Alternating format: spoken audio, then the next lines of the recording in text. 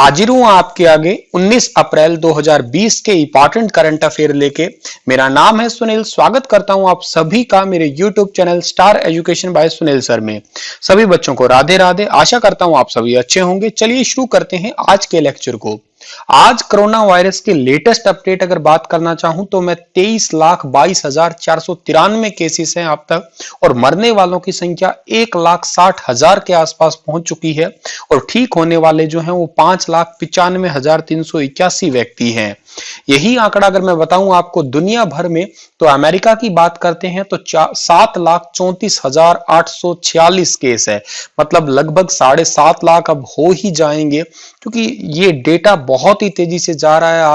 रोज 20 से 25,000 नए केसेस आगे आ रहे हैं, और मरने वालों की संख्या 38,000 को भी क्रॉस कर चुकी है। दूसरे नंबर पे स्पेन है, फिर तीसरे पे इटली है, चौथे पे फ्रांस है, पांचवा जर्मनी है, छठा यूके और सातवें पे चाइना है।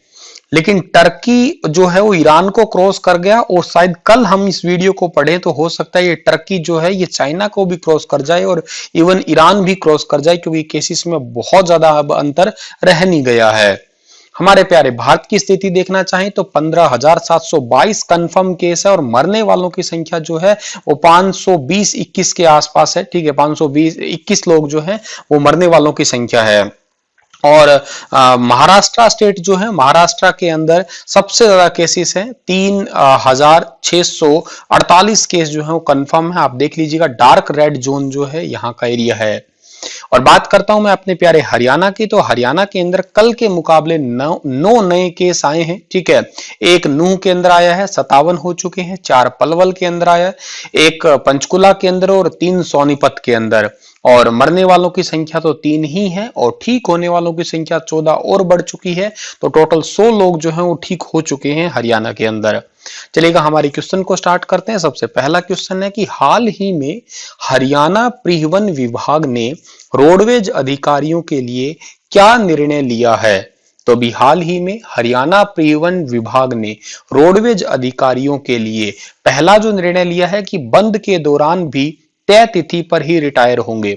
जैसे फॉर एग्जाम्पल उससे हम बात करते हैं कि कोई व्यक्ति है जिसका रिटायरमेंट तारीख जो है वो होगी एग्जाम्पल से 7 अप्रैल। अब 7 अप्रैल को तो लॉकडाउन चल रहा था, तो इसका मतलब उसका जो रिटायरमेंट है वो आगे कर दिया जाएगा। लेकिन ऐसा नहीं होगा, 7 अप्रैल है तो 7 अप्रैल को ही वो रिटायर होने वाला है।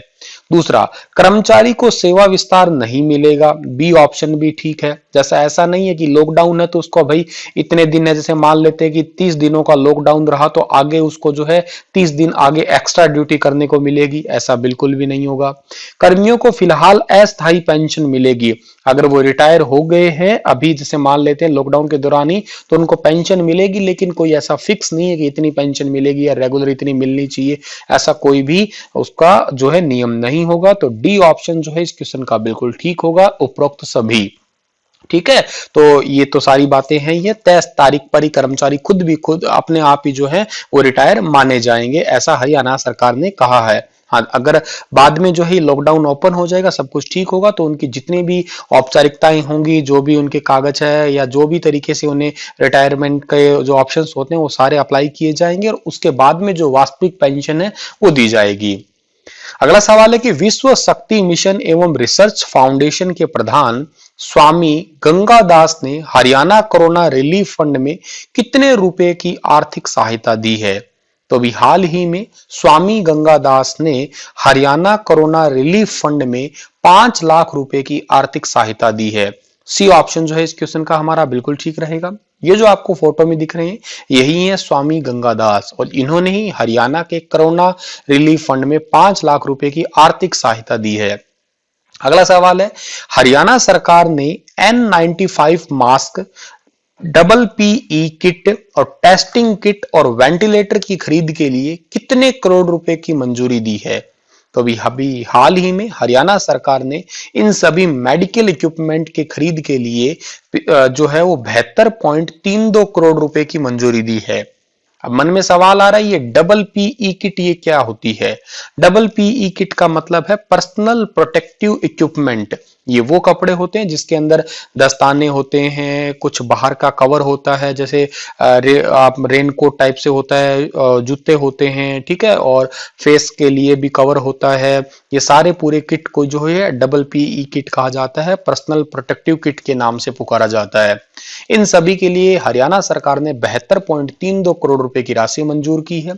11.91 लाख जो है ये N5 सिंगल लेयर मास्क के लिए, और 54.54 लाख ट्रिपल लेयर मास्क के लिए, और 14 लाख के आसपास डबल पी किट आएगी।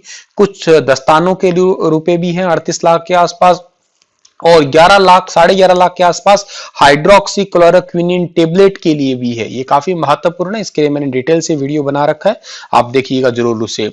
और 3-3.25 लाख के आसपास हैंड सैनिटाइजर के लिए भी। हैंड सैनिटाइजर बनाने के लिए हरियाणा सरकार ने जो है वो शराब की फैक्ट्रियां खोलने के लिए भी आदेश दे दिए, ताकि अल्कोहल बनेगा तो हैंड सैनिटाइजर भी बनेंगे फिर, ठीक है।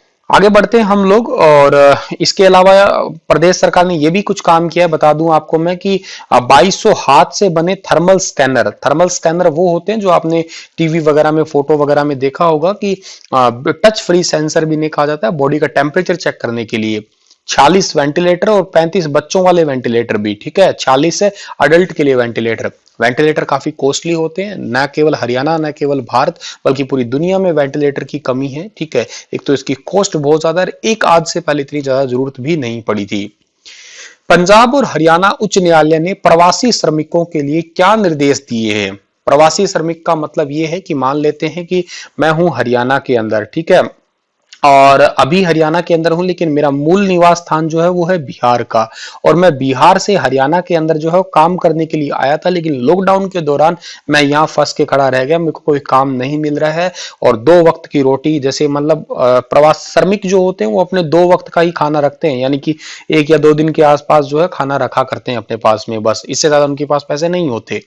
तो पंजाब और हरियाणा उच्च न्यायालय ने प्रवासी श्रमिकों के लिए क्या कहा है कि उनको भोजन दिया जाए, उनको रहने के लिए जगह दिया जाए, और जिनको आर्थिक सहायता चाहिए वो भी मिले।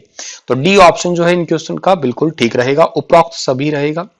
हरियाणा पंजाब हाई कोर्ट ने कहा है, तो हरियाणा पंजाब हाई कोर्ट की स्थापना 1966 को हुई थी, और इसके मुख्य न्यायाधीश का नाम है न्यायमूर्ति रविशंकर जहा। अगले सवाल की ओर जाते हैं। तो हाल ही में हरियाणा डाक विभाग ने कौन सा ऐप लॉन्च किया है। तो अभी हाल ही में हरियाणा डाक विभाग ने Haryana post mobile application launch किया है। ए ऑप्शन जो है इस क्वेश्चन का हमारा वो बिल्कुल ठीक रहने वाला है। अब ये हरियाणा पोस्ट मोबाइल एप्लीकेशन क्या है। एक्चुअल में जब लॉकडाउन का टाइम चल रहा है तो हम लोग घर से बाहर निकल नहीं सकते, जाएंगे तो वहां पे सोशल डिस्टेंसिंग मेंटेन नहीं होगी, इस करके घर बैठे ही जो है ऑनलाइन पैसे निकलवा सकते हैं। किसी भी बैंक से 10,000 रुपए तक की राशि निकलवा सकते हैं, किसी भी बैंक में जमा भी करवाया जा सकता है हमें बिना जाए हुए। अगर हम पैसे निकलवा लेते हैं तो सारा काम ऑनलाइन होगा, डाकिया जो है वो घर देने ही आएगा, और जो क्या कहते हैं वेरिफिकेशन वगैरह वो घर पे ही करवाई जा सकती है। हरियाणा सरकार ने जमीनों की रजिस्ट्री पर लगाई गई रोक को कब से हटाने के निर्देश दिए हैं।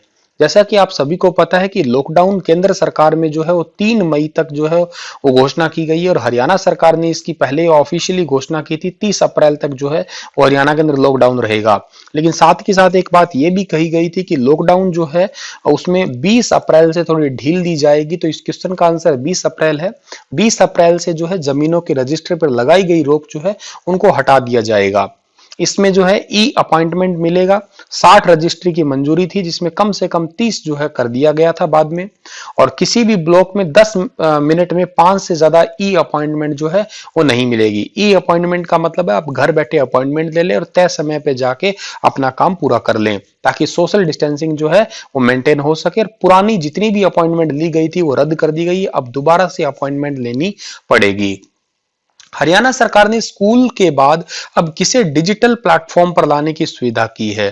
तो अभी हाल ही में स्कूलों को तो डिजिटल प्लेटफॉर्म यानी कि घर बैठे बच्चों को पढ़ाई वगैरह के लिए जो है वो शुरू कर ही दिया, कोर्सेज वगैरह, और के अलावा बुक्स और स्टेशनरी डीलर जो है उनको भी जो है वो डिजिटल प्लेटफॉर्म यानी कि ऑनलाइन सुविधा पे लाने के लिए शुरू कर दिया। इसका मतलब ये कि है कि जितने भी बुक स्टोर वाले हैं वो शहर के अंदर कम से कम ना 5 बुक स्टोर और 5 स्टेशनरी डीलर जो है उनको इस जिला प्रशासन द्वारा चुना जाएगा और वो होम डिलीवरी की सुविधा प्रदान करेंगे। बच्चों को घर पे जाके ही किताबें और स्टेशनरी पेन कॉपी पेंसिल जो भी है उन किताबों को बाकी चीजों को बांटेंगे। इससे क्या होगा कि वो घर से बाहर ना निकले और घर पे सुरक्षित रहे। 1987 में गठन के बाद किस रेल मंडल ने एक दिन में 13.30 करोड़ की कमाई का रिकॉर्ड बनाया है? तो अभी हाल ही में 1987 में गठन के बाद जो अंबाला रेल मंडल है उन्होंने 13.30 करोड़ की कमाई का रिकॉर्ड बनाया है। अब आप कहोगे सर ट्रेन तो चल नहीं रही तो कमाई कैसे की? इस लॉकडाउन में जरूरतमंदों को खाने की सामग्री पहुंचाने से 13.30 करोड़ की कमाई का रिकॉर्ड बनाया है अंबाला रेल मंडल ने। अंबाला ने बनाया तो अंबाला को जिले में देखिएगा, ये मैप में जिला ये रहा अंबाला ऊपर, पंचकुला के नीचे, यमुनानगर के पास और कुरुक्षेत्र के पास। और बात करता हूं स्थापना अंबाला की हुई थी 1 नवंबर 1966 को। तहसीलों में नारायणगढ़ एग्जाम के लिए इंपॉर्टेंट है। उप तहसील अंबाला छावनी है, साहा मुलाना और शाहजहापुरा है। और आगे बात करते हैं अंबाला के दूसरे नाम तो वैज्ञानिक और उपकरणों की नगरी के नाम से इसे पुकारा जाता है। आम का सबसे अधिक उत्पादन जो है वो अंबाला में होता है और आम का मेला जो है वो पिंजौर गार्डन या यादवेंद्र गार्डन में लगता है। अंबाला के प्रमुख मेलों की बात करता हूं तो वामन द्वादशी का मेला अंबाला में लगता है, तीज का मेला, शारदा देवी का मेला, ये सारे इंपॉर्टेंट है एग्जाम पॉइंट ऑफ व्यू से। और एक अंबिका देवी मंदिर अंबा या अंबिका या अंबालिका के नाम से इसे पुकारा जाता है, जो कि कौरव और पांडवों के समय जो है वो बना था। प्रदेश में किस जोन में इंडस्ट्री शुरू करने के आदेश जारी किए गए हैं? कौन कौन से जोन में इंडस्ट्री शुरू करने के आदेश मिले हैं? तो एक तो ऑरेंज जोन में देखिएगा, कल मैंने आपको क्वेश्चन पढ़ाया था, 4 जोन में हरियाणा को बांट दिया गया है। एक है ऑरेंज जोन, एक है रेड जोन, एक है हॉटस्पॉट जोन आपका, ठीक है, और एक है ग्रीन जोन। तो एक ऑरेंज और एक ग्रीन, इन दोनों ही जोन में जो है इंडस्ट्री शुरू करने के आदेश दे दिए गए हैं। इंडस्ट्री शुरू करने के आदेश दिए हैं डिप्टी सीएम दुष्यंत चौटाला ने 20 अप्रैल से। हालांकि ये भी केंद्र सरकार से गुहार दी गई है कि रेड जोन में भी कुछ सेंटर्स को खोला जाए, क्योंकि रेड जोन में गुड़गांव और फरीदाबाद आते हैं जहां पे सबसे ज्यादा इंडस्ट्रीज है। तो रेड जोन में भी कुछ इंडस्ट्रीज को जो है वो छूट दी जाए, ऐसा दुष्यंत चौटाला या केंद्र सरकार का कहना है। अगला सवाल हमारा है कि हरियाणा के मुख्यमंत्री मनोहर लाल खट्टर ने हर विद्यार्थी को हरियाणा कोरोना रिलीफ फंड में कम से कम कितने रुपए का योगदान करने के लिए प्रेरित किया है? तो अभी हाल ही में कम से कम जो है वो मनोहर लाल खट्टर ने कहा है कि एक विद्यार्थी जो 5 रुपए जो है वो हरियाणा कोरोना रिलीफ फंड में दान करे। ये हरियाणा के मुख्यमंत्री का कहना है। आप मुझे कमेंट सेक्शन में लिख के ये बताएं कि हरियाणा के मुख्यमंत्री मनोहर लाल खट्टर किस नंबर के मुख्यमंत्री है हरियाणा के अंदर। और ये भी मुझे बताएं कि हरियाणा के पहले मुख्यमंत्री जो थे वो उनका नाम क्या है, वो हरियाणा में किस गांव से थे। ठीक है, आप मुझे कमेंट सेक्शन में लिख के इन सवालों के जवाब दीजिएगा। इसी के साथ ये लेक्चर समाप्त होता है। मैं आपसे अलविदा लेता हूं, कल फिर सुबह हाजिर होऊंगा मैं। तब तक के लिए आप हंसते रहना, मुस्कुराते रहना। Thank you so much. Video को शेयर करना बिल्कुल मत भूलिएगा। Thank you so much.